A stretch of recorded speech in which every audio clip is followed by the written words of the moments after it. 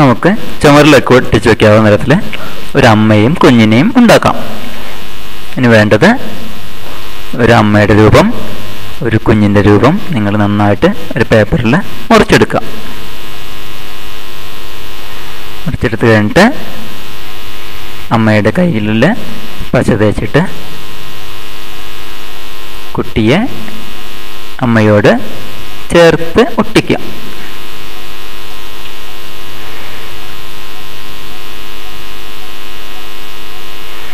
കണ്ടോ? നല്ല രസല്ലേ? അമ്മയും കുഞ്ഞും.